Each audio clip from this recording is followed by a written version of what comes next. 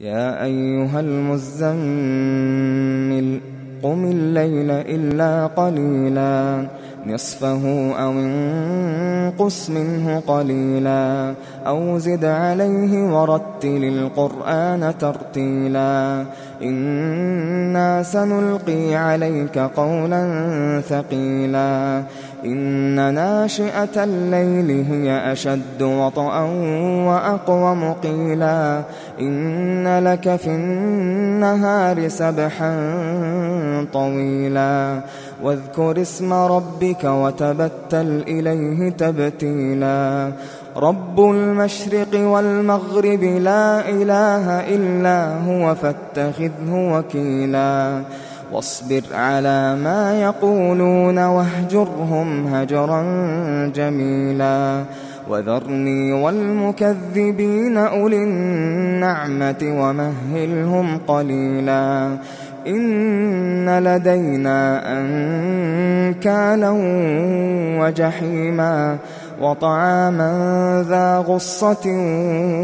وعذابا أليما يوم ترجف الأرض والجبال وكانت الجبال كثيبا مهيلا إنا أرسلنا إليكم رسولا شاهدا عليكم كما أرسلنا إلى فرعون رسولا فعصى فرعون الرسول فأخذناه أخذا وبيلا فكيف تتقون إن كفرتم يوما يجعل الولدان شيبا السماء منفطر به كان وعده مفعولا إن هذه تذكرة فمن شاء اتخذ إلى ربه سبيلا إن ربك يعلم أنك تقوم أدنى من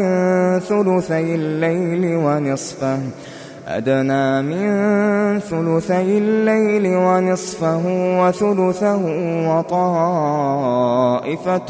من الذين معك والله يقدر الليل والنهار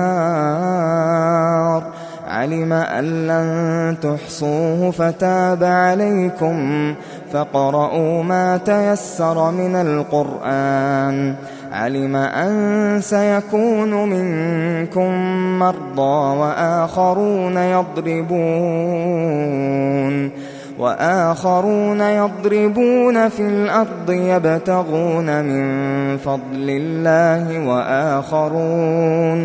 وآخرون يقاتلون في سبيل الله فاقرؤوا ما تيسر منه وأقيموا الصلاة وآتوا الزكاة وأقرضوا الله قرضا حسنا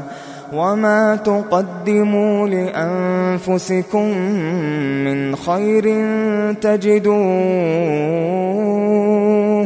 تجدوه عند الله هو خيرا وأعظم أجرا واستغفروا الله